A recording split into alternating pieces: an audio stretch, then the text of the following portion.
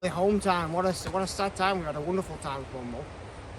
But the neighbour on the estate, he's just had these trees. So he's been here like for up to 30 years. And all that time he's been a bit cautious about these trees that are overhanging his property. So if you just have a look round, you can see how all those trees are leaning this way. So we've got a monstrous Douglas fir here. It's in fine fettle, but unfortunately it's going to have to come out because if it goes anywhere around here, it's just going to demolish all his property. And the estate are paying for this, so you might as well get it down. So what we're going to do is we put our big gob in it, and so when you put your gob in the tree, you want to be like about a fifth of the way in, but it can be deceiving sometimes. Because as the tree's grown, it's braced itself into the banking here, so there was quite a big buttress. So as I've come in, you might be like, you've come too far. But you get a straight line, because obviously the tree grows vertically. You've got a straight line down to there. So all that will buttress. So I've got my fifth of the diameter of the tree. So I've got my 25-inch bar on this 660.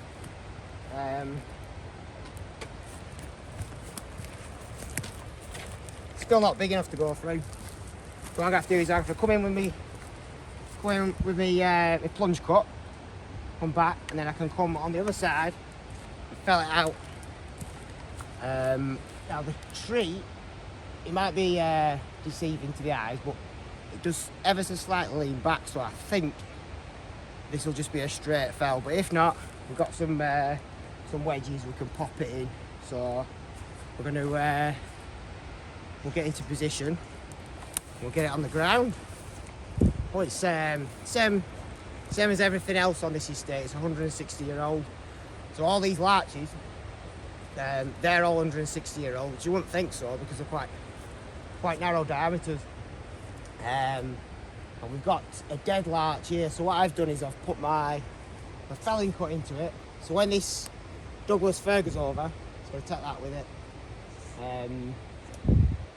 Yeah, so it's 160-year-old is this, but what I presume is as the Douglas firs and all the bigger trees, the silver firs have gone up, they've just crowded out the light from all the larch beneath. So they're not as big as what you'd expect 160-year-old larches to be, but they've almost been shrouded and they haven't been able to thrive. So, but once this is on the ground, the chap who lives here will be able to rest easy at night. So we'll get into position and we'll get this tree on the ground.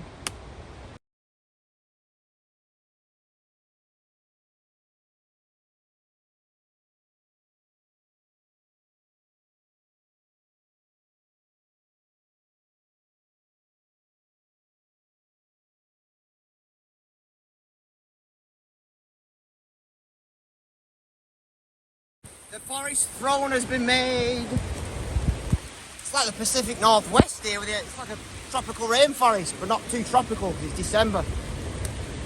So we knocked this down the end of the day yesterday. Douglas fir, Pseudotsuga menziesii. Now the Douglas fir is an incredible bit of timber. It's so stiff, so it's great for like trusses, timber framing. Apparently even Steinway pianos were made from Douglas fir, and they could only be made if there was like less than a 15-degree defect in the grain, because it'll affect the way that the sound is made from those pianos. So the Douglas fir was named after, well, there's a bit of contention, because the chap who first classified it, a chap called David Douglas in 1830, a Scottish botanist. So the Latin name, Pseudotsuga menziesii, we'll break that down into the etymology. So you've got pseudo, false, suga, that's the prefix for a hemlock. So when you cut this timber, there's a beautiful smell. And apparently it smells the same as hemlock, which which from memory is correct, is what Socrates drank to kill himself. This isn't poisonous timber.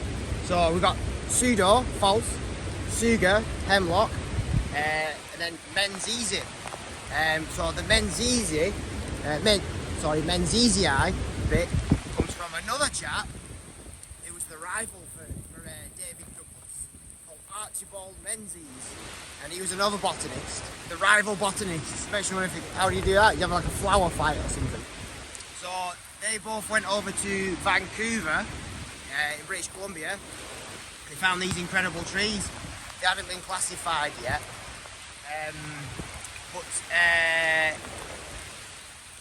as we saw with the silver firs, which is AB's alba, you're like, oh, hold on a minute, with the Douglas fir, why has it got the same prefix? That's because the Douglas fir doesn't really fit into any sort of like classification of the pines.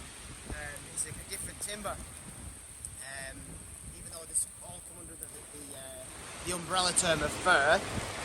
So, oh yes, so they brought them over in 1830, some seeds over to this country. Now this woodland was planted up in like 1850, 1860, so this was an incredibly new species of tree to be planted in this country. But over in Vancouver there's some standing timber that's 1300 years old, so it's an incredibly long living timber. And one of the aspects or features of the timber that makes it so long living is that the bark is fire resistant. So in the Pacific Northwest it's like this a lot of the time, but it does get incredibly dry and warm as well. So when them fires sweep through year upon year, which is, as is the case since time immemorial, Douglas firs, they can withstand getting their feet burned. So another feature of the timber is the aromatics are incredibly pest resistant. So there's very few crawlies or diseases that affect this timber. It's a great all-round timber. And if we have a look at the heartwood there, it's amazing, is that, isn't it? So all that colour will be coming through and all that, not figuring, all that, that feature will be in the timber. So it's a nice red timber there. You can have a look at the, have a close look at the tree. So the red part is where the tree puts the growth on in spring. So each one of these rings is 1 year of growth. So we've got 160 there. So the red bit is put on in spring, and then the white bits in between the red bits, they denote the quality of the season's growth. So if you have a look here, so when this tree was planted, it must have been an incredibly harsh climate around here, because those tree rings are real close together. Whereas if you look, maybe, let's have a look. These sodden gloves off. So you see that ring there, that must have been a bouncing hot summer, must that? But it's all come together, all those years of growth to make a beautiful bit of timber. It's just such a shame really that this can't be milled up and made into something special. So we've just logged it up. So as we were logging it up, another deadly bit of this job, the logs slid down, but it's made it quite a bit easier for us. And that's where the chap wants his logs stacking up. So we're going to cut them, he's going to stack them. But this was an absolute beast. You saw how big it was when it was standing. So that's the butt plate. Sorry, that's the front plate. And if you look right up there, that's the top of it that snapped out right up there. So I reckon this tree must have been about 60, 70 metres high. One of the biggest trees I've felled. Not that it makes any difference really, that's just my ego getting stroked. So anyhow, I'm getting freezing cold here, it's wet, very, very wet. So we're going to get down there, we're going to log up and keep warm. Right, so we're on back at Carsaig. We've got a Douglas fir. Pseudotsuga menzii. Another one exactly the same as that.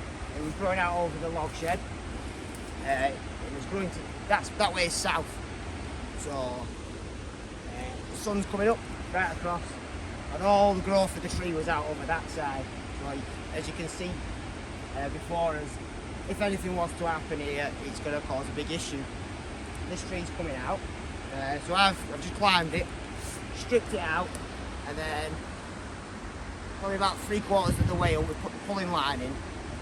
We've got a bit of tension already on it. It should be an easy fell, should this. So what I've done is I've come down, and there's a buttress here. So with all the growth on that side of the tree's, well, it won't grow unbalanced, but as the tree grows out that way, it needs to brace itself that way. So it sent out this big buttress. I've put the gob in there, and the buttress came down, so that anchors it into the banking to stop it from coming over. So when I've come to put my gob in, I've cut the buttress off, so I've got a straight line then with the tree, so I know where to start putting my gob in. The gob's in, about 1/4 of the way through the tree. We have a little issue on this side. So as this buttress has grown up to stabilise it, I can only get my gob in 2/3 of the way. So when I come in with my back cut, I'm really going to have to wedge it here. But as you look up the tree, it appears to be growing up, well, it's quite deceiving. But it does appear to be leaning back, so I don't think there's going to be any issues. But because we've got a small gob, there might be an element of twisting this tree as it comes down. So I've cleared my escape route as I'm putting my back cut in. If anything untoward happens, which it won't, I can dash either way out the way, run for cover. So what I'm going to do now is I'm going to put my back cuts in, put a wedge under this side, then I'll go up and I'll start cranking that turf a winch, and we'll get it on the ground. So yes.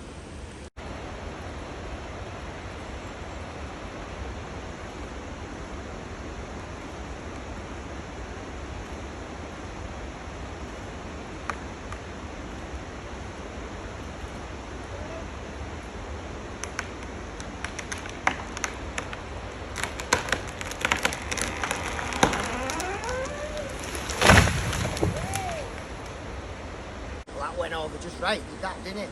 No issues whatsoever. I was a little bit cautious about when it fell. So obviously I could cut my hinge all the way up to where this buttress came in. But luckily it held it all the way down to the ground, and then it tore the stump out. So that worked to perfection. A little bit more oldie wood on this side, so if when it did come down it just sent it that way. Couldn't have gone any better, that textbook. For the next, got 2 trees left to do. So there's sycamore and a little sycamore behind it. So they're growing right out over the road. And now that we've opened up this space here, any wind that's coming in, we're a bit worried about causing issues with this sycamore. So there's a lot of weight on this side, and when the tree does come into leaf, we're a bit worried about it blowing over like a sail. Either onto the house, onto the barn, or blocking the road off. So what we can do now, instead of taking the trees out, we can reduce them. So we did a reduction back at the main complex a few days since. So we're going to take about 25% off the entire canopy of this tree, and that'll we'll get some regeneration on it next year, and it will give the tree another 100 years or so. Not 100 years, probably more time, that'll do. So I'm going to climb up to the top, put my anchor plate in, then I can access any part of the canopy of the tree. So what I'll be doing is I'll be cutting the limbs back to growth points, and then we'll get the regenerative growth coming out of those cut points, that advantageous bud growth. So I'll climb up and we'll come and visit in a little while once I've getting a bit of timber on the ground.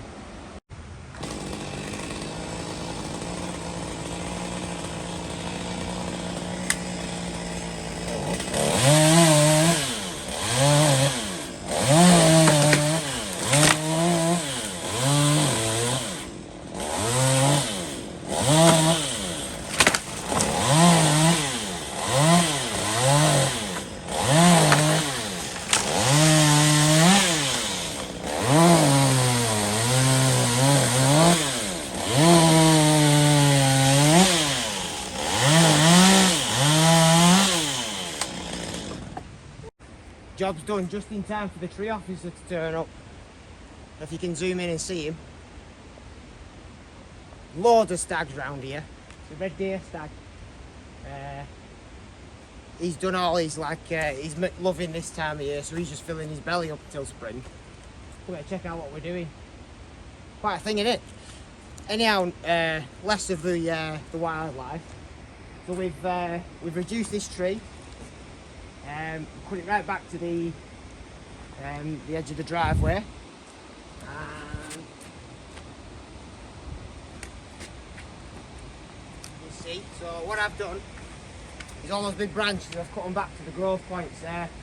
So it's either a fork in a branch, or where there's some buds or some small branches stuck out the main branches. So what that'll do is that'll send out new regenerative growth from that advantageous bud growth point we were talking about the other day. That's done now. The wind ain't going to be bothering that. Not going to be blowing over anywhere.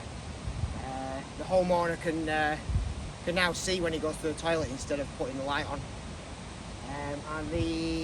Let's just have a look at this one.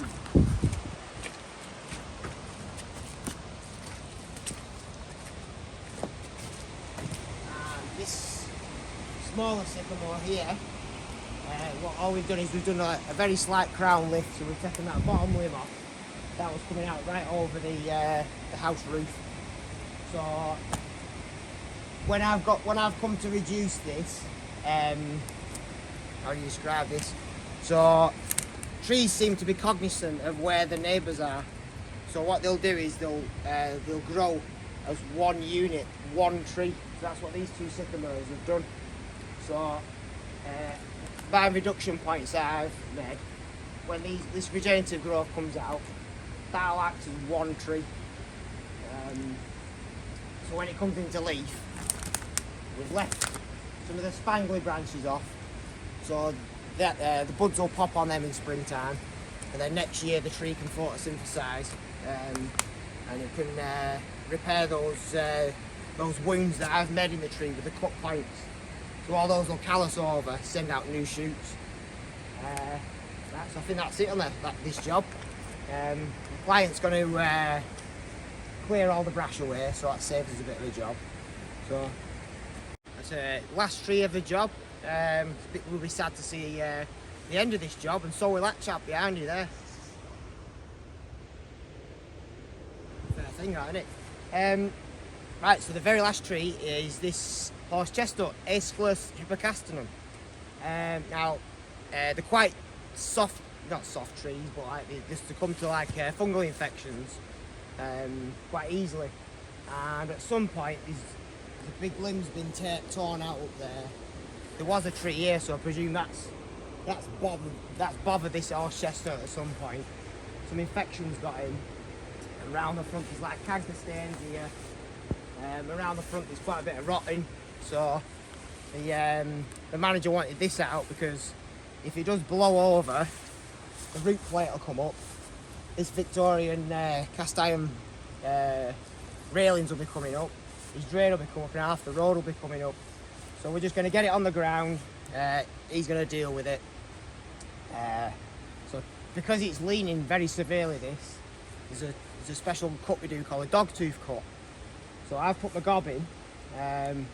Now there is only like a very small, it's not a buttress, but the front of the tree. It's very narrow, so I've just put a narrow gob in it.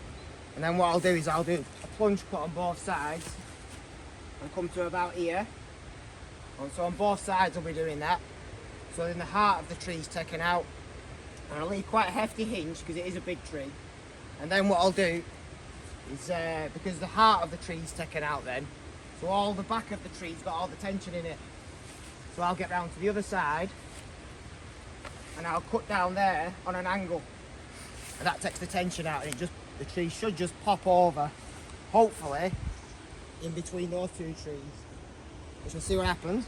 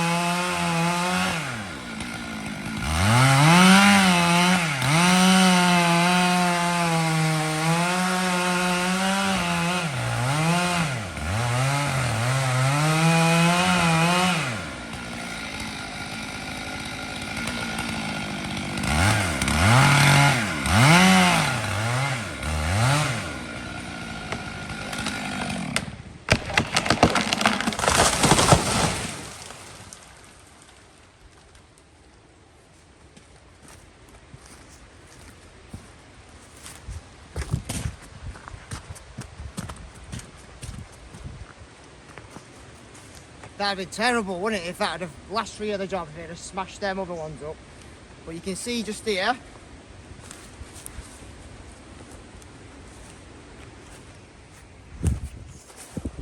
so you can see how the dogtooth cut operates and functions to bring that tree down safely. Now there was some disease in the bottom of this tree. See there, where that fungal infection's got in. It's difficult to say. It's not like a Ganoderma infection, so it would have been up for a while longer, but with the damage to the top of the tree, it's safer to come down. So you can see how tiny my gob was there. Ideally I'd want to be coming probably, no, not that far back, but there wasn't much holding wood there on my hinge to pop it over. So as I come in with my plunge cuts, I've come in and I've left a right meaty hinge because I knew this was like, there's a lot of tension in this tree. And then, so I've got my plunge cuts, and then I just feathered it at the back. And what the tree does then, it tears out at the dog tooth. And once it started to go, there's a pop and a bang. I got out of the way and you saw how controlled it came down. That's because it was on that real big hinge. So that's it. Mull, you have been beautiful. We shall have to return in the summertime and explore some more of you. So, you know, that's it, job done. Let's get on back down M6 there. So, I hope you've enjoyed this collection of videos. I've enjoyed making them for you. But now, I've got a ferry to catch, so I'd love to stop and chat, but I can't. So, we'll see you later.